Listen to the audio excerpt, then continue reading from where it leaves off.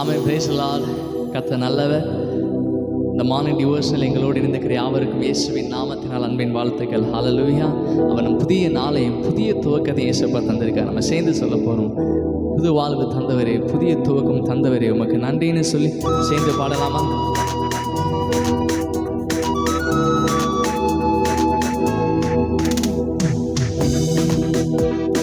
புது வாழ்வு தந்தவரே, புது துவக்கம் தந்தவரே, புது வாழ்வு தந்தவரே, புது துவக்கம் தந்தவரே, நன்றி உமக்கு நன்றி முழு மனதுடன் சொல்கிறோம்.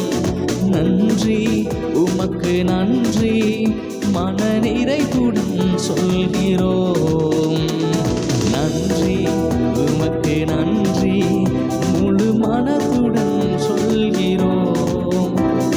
நன்றி உமக்கு நன்றி மன நிறைவுடன் சொல்கிறோம்.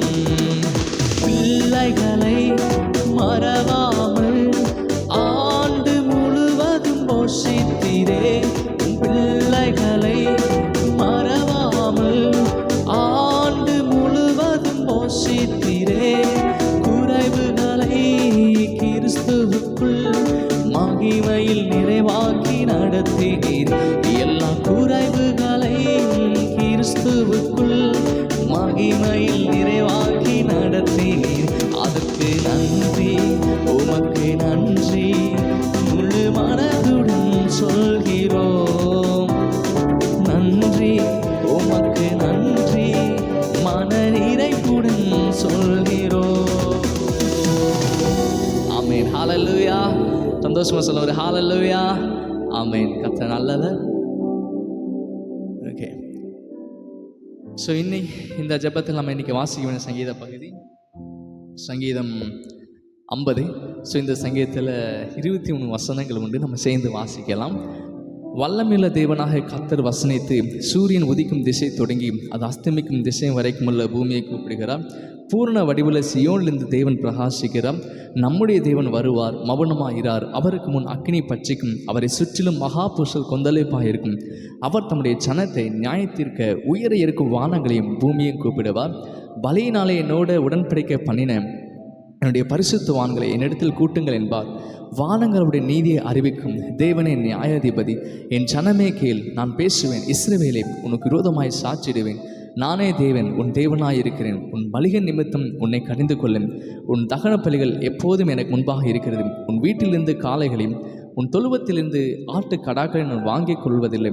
சகல காட்டு ஜீவன்களும் பர்வதங்கள் ஆயிரமாய் திரிகிற மிருகங்களும் என்னுடையவைகள். மலைகளில் உள்ள பறவைகள் எல்லாம் அறிவேன். வெளியில் நடமாடுகிற எல்லாம் என்னுடையவைகள். நான் பசியாக இருந்தால் உனக்கு சொல்லேன். பூமியும் அதன் நிறைவும் என்னுடையவைகளே. நான் எருதுகளை மாம்சத்தை புசித்து ஆட்டுக்கடங்கு ரத்தம் குடிப்பேனும். நீ தேவனுக்கு சோத்திர பலியிட்டு உன்னதமானவருக்கு பொருத்தனை செலுத்தி ஆபத்து காலத்தில் என்னை நோக்கி கூப்பிடு, நான் உன்னை விடுவிப்பேன். நீ என்னை மகிமைப்படுத்துவான். தேவன் துன்மார்க்கனை நோக்கி, நீ என் பிரமாணங்களை எடுத்துரைக்கவும் என் உடன்படிக்கை உன் வாயினால் சொல்லவும் உனக்கு என்ன நியாயம் உண்டு? சிச்சையை நீ பகைத்து என் வார்த்தைகள் உனக்கு பின்னாக எரிந்து போடுகிறாய். நீ திருடனை காணும்போது அவனோடு ஒருமித்து போகிறாய். விபச்சாரோடும் உனக்கு பங்குண்டு. உன் வாயை பொல்லாப்புக்கு திறக்கிறான். உன் நாவு கற்பனையை பிணைக்கிறது. நீ உட்கார்ந்து உன் சகோதரிக்கு விரோதமாக பேசி உன் தாயின் மகனுக்கு அவதூறு உண்டாக்குகிறாய். இவைகளை நீ செய்யும்போது நான் மௌனமாயிருந்தேன். உன்னை போல் நானும் இருப்பேன் என்று நினைவு கொண்டாய். ஆனாலும் நான் உன்னை கடிந்து கொண்டு அவைகளை உன் கண்களுக்கு முன்பாக ஒவ்வொன்றாக நிறுத்துவேன். தேவனை மறைக்கிறவர்களே, இதை சிந்தித்துக் கொள்ளுங்கள். இல்லாவிட்டால் நான் உங்களை பீறி போடுவேன். ஒருவரும் உங்களை விடுவிப்பதில்லை. சோத்திர பலியிடுகிறவன் என்னை மகிமைப்படுத்துகிறான். தன் வழியை செவைப்படுத்துகிறவனுக்கு தேவனுடைய ரட்சிப்பை வெளிப்படுத்துவேன் என்று சொல்கிறார். ஆமென். சொல்லுங்கள். இந்த 50வது சங்கீதம் யாருன்னு சொல்லி பார்த்தீங்கன்னா இது ஆசாபின் சங்கீதம். ஸோ இந்த சங்கீதத்தில் நம்ம வாசித்தோம். ஸோ நிறைய காரியங்கள் நம்ம பார்த்தோம். ஸோ இந்த சங்கீதம் பார்த்திங்கன்னா எதை பேசுது அப்படின்னு சொல்லிட்டுனா, மனம் நிறைந்த ஆராதனையை கர்த்தர் விரும்புகிறார். அப்படின்னா வெளிப்பிரகாரமான ஒரு ஆராதனை, அப்படின்னா மனிதர்கள் முன்பதாக நம்ம ஆராதிக்கிற மாதிரி அல்லது ஜெபிக்கிற மாதிரி இருக்கிற ஒரு வாழ்க்கை அல்லங்க, கிறிஸ்துவை வெளிப்படுத்துகிற ஒரு வாழ்க்கை. ஹல்லேலூயா. மனம் நிறைந்த ஒரு ஆராதனை, உள்ளத்திலிருந்து நீங்கள் இயேசுவுக்காக எதை செய்தாலும் அவர் ஆராதிக்கும் போது சரி அல்லது அவர் ஜெபிக்கும் போது சரி, உள்ளத்திலிருந்து நம்ம செய்கிற ஜெபம் எவ்வளோ முக்கியமானது. ஆமென். வெளிப்பிரகாரமான செய்கிற ஜெபத்தை காட்டிலும் மன நிறைந்த ஆராதனையை கர்த்தர் விரும்புகிறார் என்பதை இந்த சங்கீதம் தெளிவாக சொல்கிறது. வெளிப்பிரகாரமான ஆராதனையே அல்ல. ஸோ இந்த சங்கீதத்தில் முக்கியமான வசனம் என்ன சொல்லி பார்த்தீங்கன்னா, சங்கீதம் 50 முக்கிய வசனம் பார்த்தீங்கன்னா 15வது வசனம், ஆபத்து காலத்தில் என்னை நோக்கி கூப்பிடு, நான் உன்னை விடுவிப்பேன், நீ என்னை மகிமைப்படுத்துவார். நமக்கு வருகிற எல்லா ஆபத்தாகட்டும், ஒரு இக்கட்டில் நீங்கள் இருக்கும்போது அல்லது ஆபத்தான சூழ்நிலை இருக்கும்போது ஆண்டவர் நமக்கு சொல்கிற ஒரு வார்த்தை, அவரை நோக்கி கூப்பிடணுமே. ஸோ ஆபத்து நேரத்தில் நம்ம இயேசுவை நோக்கி கூப்பிடும்போது கர்த்தர் நம்மோடு பேசுவார். அவர் நமக்கு உத்தரவு கொடுத்து நம்மை விடுவிப்பார், அந்த ஆபத்துக்கு நம்மை தப்புவிப்பார். ஸோ தப்பிக்கும்போது நம்ம கர்த்தர் என்ன பண்ணுவோம், மகிமைப்படுத்துவோம். ஹல்லேலூயா. ஸோ இந்த சங்கீதத்தின் மூலம் நம்ம கற்றுக்கொண்டதான காரியம், மன நிறைந்த ஒரு ஆராதனை, உள்ளத்திலிருந்து நம்ம செலுத்துகிற ஒரு ஆராதனையை தேவன் விரும்புகிறார் என்பது கிறிஸ்து இயேசுவிலுக்கிற சிந்தையை நமக்குள் இருக்க வேண்டும். ஆமென். ஸோ கிறிஸ்துவை போலவே நம்ம இருக்கணும். உள்ளத்திலிருந்து நம்ம தேவனை ஆராதிக்கும் போது ஆண்டவர் நமக்குள்ள மகிமைப்படுகிறார். நம்ம எந்த சூழ்நிலை அவரை நோக்கி நம்ம தேடி வந்தாலுமே அவர் அந்த ஜெபத்துக்கு பதில் தருகிற தேவனாய் அவர் இருக்கிறார். அவர் விரும்புகிறவனே அவர் விரும்புகிறபடி நாம் இருக்க வேண்டும் என்பதே தேவன் நம்மிடத்தில் எதிர்பார்க்கிற ஒன்றாக இருக்கிறது. ஹல்லேலூயா.